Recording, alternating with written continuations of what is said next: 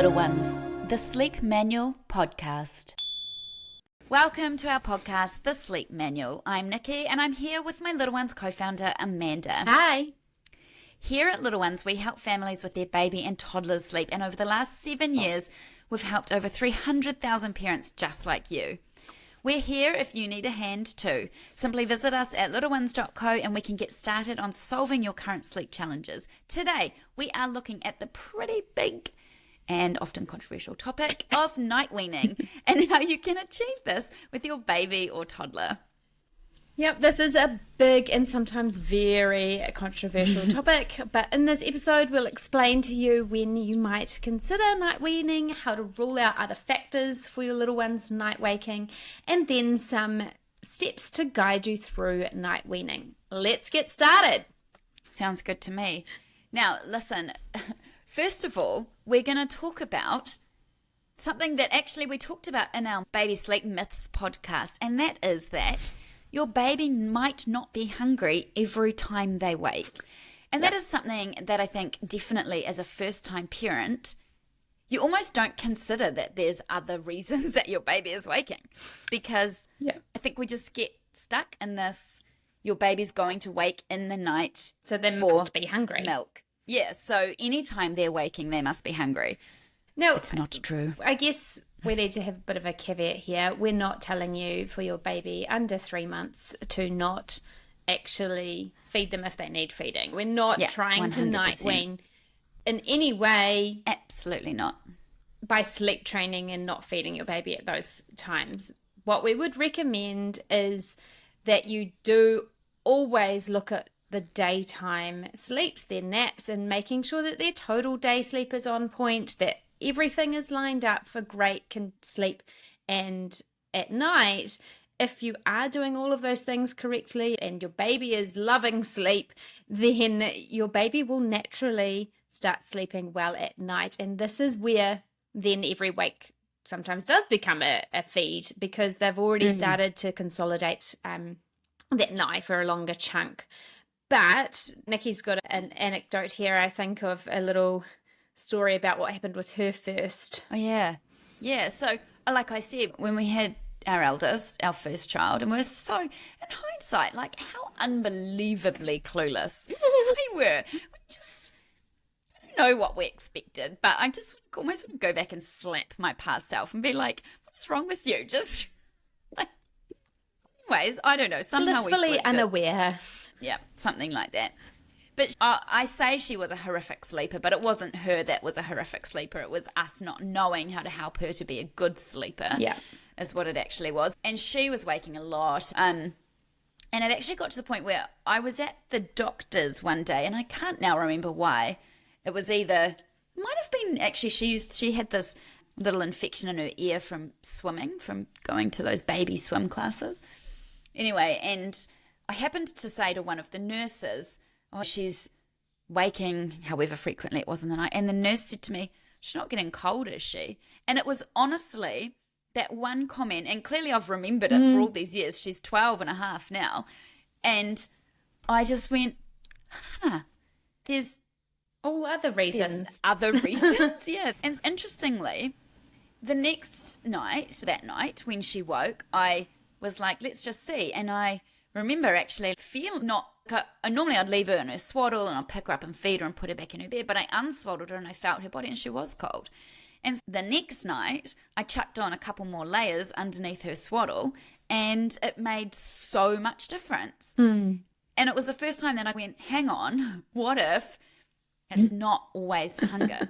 And knowing what we know now, of course, and it was probably a bunch of things, but also cold. In hindsight, it was definitely a bunch of things.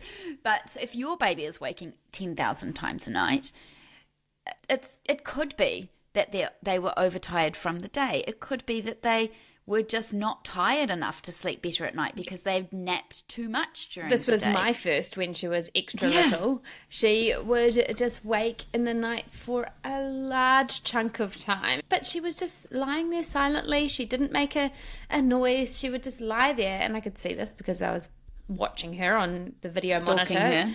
freaking out that she wasn't sleeping because it was nighttime and they have to sleep. And then I figured out that actually she had just slept already, her total hours of sleep, but she'd done it during the day instead of at nighttime. So as soon as I started trimming back those naps during the day, I actually was over by roughly an hour and a half to 2 hours in nap time during the day.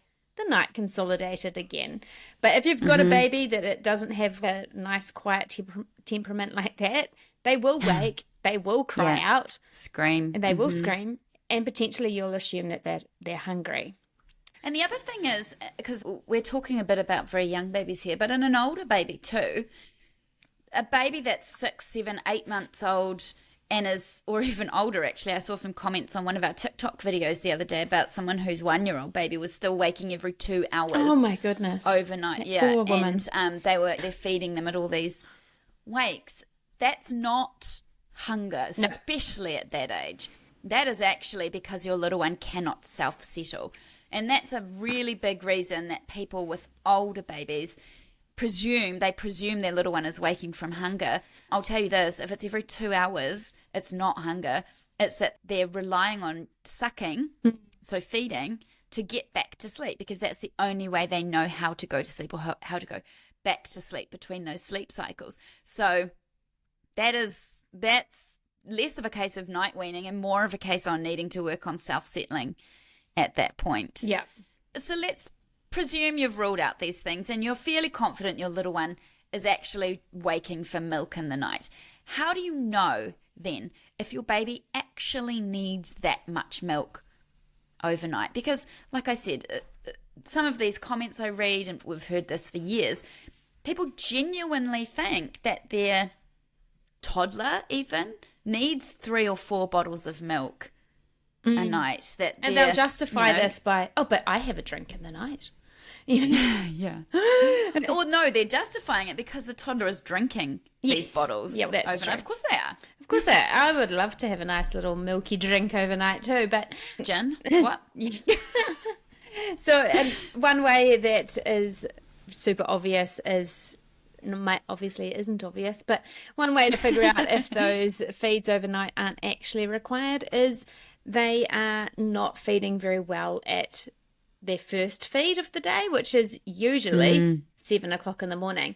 If for some reason... breakfast feed. Yeah, the breakfast feed. If for some reason they've had a bunch of feeds overnight and then all of a sudden you're actually feeding them at 8 or 9 o'clock, but they've actually woken up at 7, they aren't hungry. Yeah. They're not hungry because they've had their calories overnight. Another good indicator is for babies over that 6 months bracket, and this was one of my friend's babies, is that she would do all these big bottle feeds overnight, and then she just kept on telling me, he's not ready for solids, he's not ready for solids. He's not interested in solids. Interested in solids. It's because he's not hungry. That's why he's not interested in solids. So look at that calorie intake during the day, because obviously that's where we want them to take their food.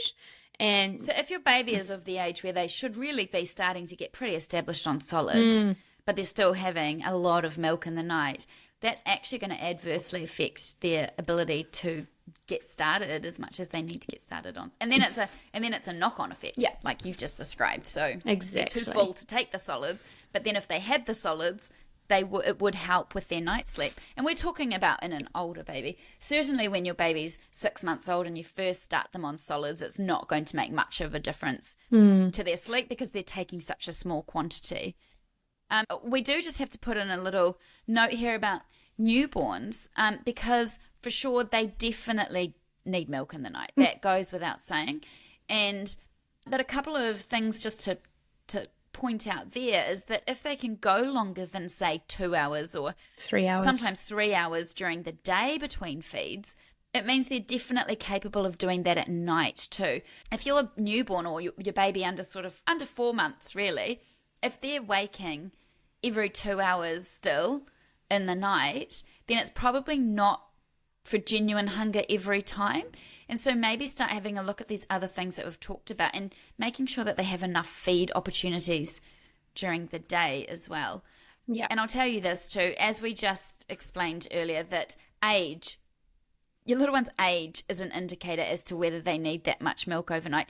A child over 1 doesn't actually need any milk in the night nutritionally. If they're having solid meals during the day, plus snacks, plus a couple of milk feeds during the day, which you would still expect them to be having at that age, they do not need milk in the night.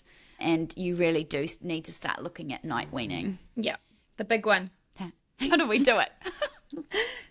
All right. So first of all, as we already talked about, line up the daytime. Make sure that their day is on point, that their naps are perfect, the nap lengths are perfect, that their total day sleep is great.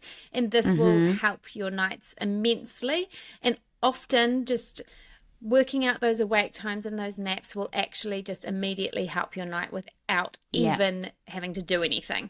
Yeah. Another thing is we've already touched on is the sleep environment, making sure they're not cold, they're not hot, that they've got a swaddle on, that they are in a dark room, that they've got white noise. So make sure all of those are factors and those factors are not affecting your nighttime, because they certainly can. And they're really easy to rule out. Yeah. Start there. Yeah. Don't just go straight in and go, I definitely need to wean them off milk during the night. How do I do it? Do this other stuff first. Because honestly, like 50% of the time, there'll be a massive improvement to those nights just because of this other stuff. And it's easy to do the other stuff. The night weaning is a bit harder. Yeah.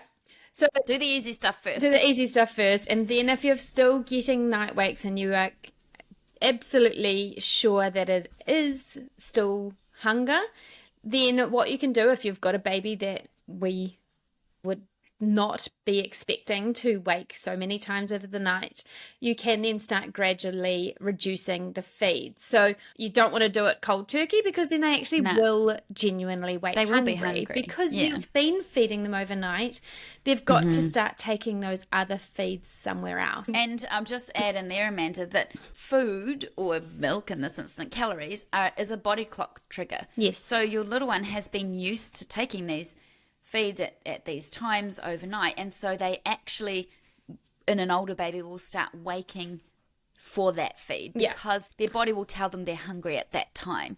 So you can't just go cold turkey. We have to do a slow adjustment, so we redistribute those calories somewhere else during the day. So how you would do this is you would gradually reduce the quantity of milk. Now, it sounds easy. This is potentially where bottle feeding actually is easier, because you can reduce it by 30 mils, reduce the bottle that you're giving your baby by 30 mils or 1 ounce every 3 days. Okay, so then that gives them the chance to get that 30 mils or 1 ounce during the day somewhere. If you're still breastfeeding, totally fine. You would reduce the feed by 5 minutes. So you would actually pull your baby off before they have finished, because you want them to feed again during the day instead of at night. So you can do it that way. That's the way that I reduced my girls' dream feeds, and it works brilliantly. And by the time you're down to either 5-10 minutes of a breastfeed or 60 mils or 2 ounces of a bottle, this is where you then don't need to do the feed anymore. It's not a feed that a baby needs to take those calories in now. They can easily skip that feed, so you would resettle then instead of feeding them. So another option, though, would be to feed at every second wake. If they're waking, like Nikki said, if they're waking quite often, and it's not just 1 or 2 feeds, if they're waking every 2 hours, say, you could just feed at the first feed and then resettle at the next feed, because these babies, they can go 4 hours if they're over the age of when we would expect them to be sleeping longer. And your goal with the resettle is have a completely hands-on settling method, like side settle them in their beds, or pat them, or rock them, or do something to actively settle them to sleep that isn't feeding, because the feeding is the stronger association. So once they're okay with being settled by another means, then you can start looking at weaning them off that, but getting them away from the feeding in the night is the key to start with. Just going back to what you were talking about, Amanda, with reducing the quantity of the milk. For a toddler, what another option to do is to dilute the milk as well as reducing the quantity of it. So it's not as appealing. Dilute it with water if they're having a bottle. And then obviously reducing the quantity, but you can continue to dilute it. So it's eventually almost nothing more than water. And then it's just not worth them waking up.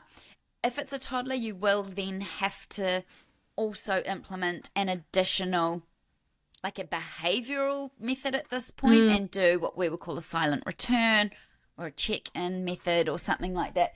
And we've got information about these in our toddler sleep podcast, because you are going to start dealing with behavior as well at that habit point. It is habit. That's right. Yeah, there. Also, in a baby who's over sort of 7 or 8 months old, we would also actually quite strongly suggest giving them a pacifier.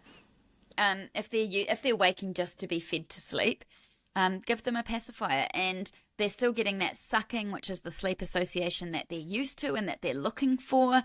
However, they're not taking any calories with it, so it's not adversely affecting their calorie intake during the day. It's not becoming a habit wake due to that calorie body clock response.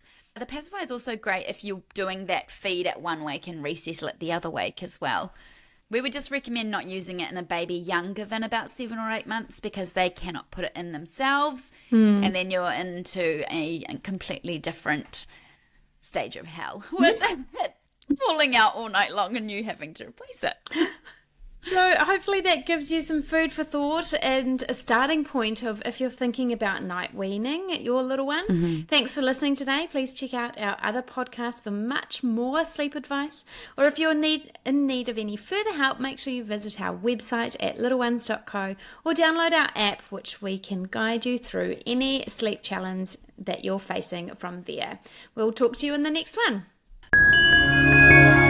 This is Little Ones, the Sleep Manual Podcast.